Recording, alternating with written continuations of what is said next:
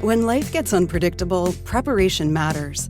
In medicine, it's all about staying alert, ready for whatever comes through the door. On the road, it's no different. That's why Volvo designs vehicles to help anticipate risk, reduce harm, and protect lives. The Volvo XC90's advanced safety systems inspire confident decisions wherever the road takes you. The Volvo XC90, for life. Proud sponsor of the Pit Podcast.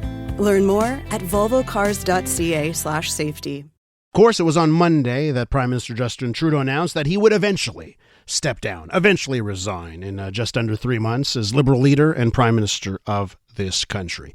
We spoke yesterday, at this time yesterday on the show, we had all-star reporter from the Globe and Mail, Makos Walsh, on the program, right, to talk about her reporting on the subject.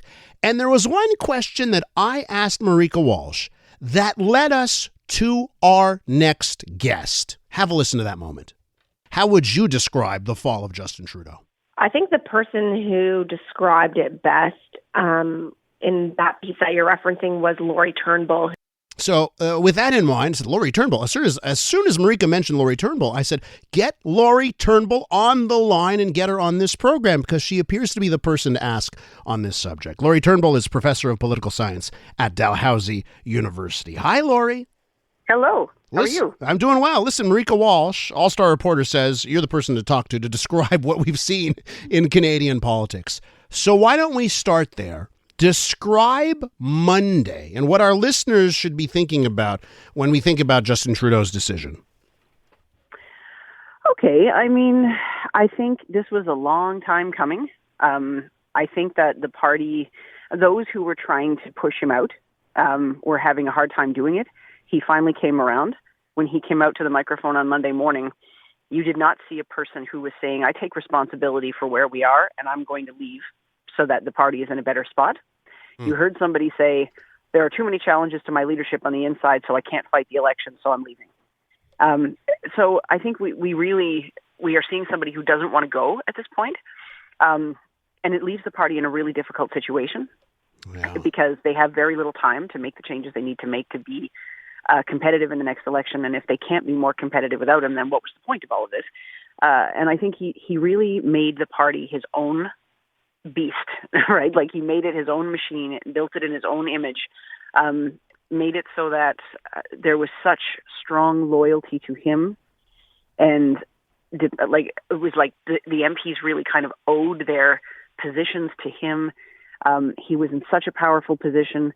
And then when he decided, when he got to the point that he was doing poorly and he became more of a liability to the party, then things got really complicated because at once they're loyal to them, but they need him to leave. Lori, I've heard people say, well, this is like a previous time when a prime minister prorogued parliament. And this is like another time where someone was forced out. But I'd love to know from your perspective, is it like those other previous times, or is this truly a very different scenario we're looking at in Canadian politics? Well, I mean, it's kind of like the time in 2008 when Stephen Harper prorogued because he was also facing an almost certain defeat on a confidence vote that was right around the corner. And so he prorogued Parliament to kind of buy himself some time. But in the meantime, things kind of sorted themselves out. People calmed down. He took back the measure that he was talking about putting forward that the opposition parties didn't like. Like he changed his position. They backed down. Things got sorted out. And then Parliament met again, whatever it was, 8 weeks later, and they went on with life, and it was fine. In this case, it is not going to be fine, right? This is not about a measure that the opposition parties disagree on.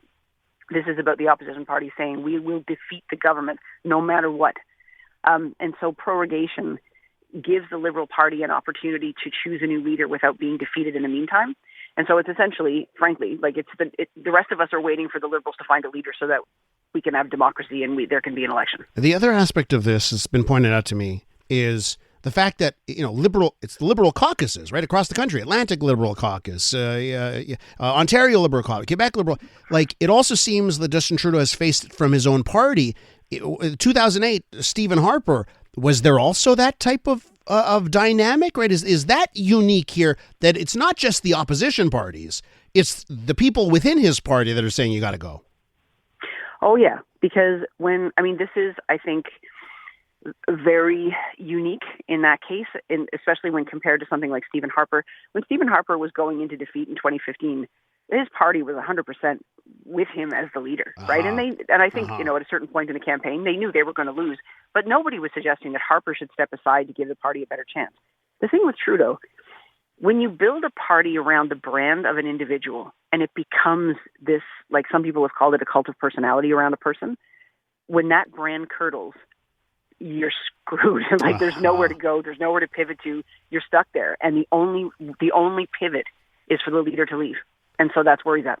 For someone like you, Lori, and what you do as a professor of political science, is it too early to talk about Justin Trudeau's legacy? Do you have to does this one have to ruminate and sit there for a couple of years before you can say, "Oh, this is the legacy"? Or are you willing to make some early pronouncements here on Justin Trudeau's legacy, considering how this is all ending? I think honestly, the circumstances around his departure as prime minister will be part of his legacy. The fact that he wouldn't leave, even though the polls were, the writing was on the wall for some time now.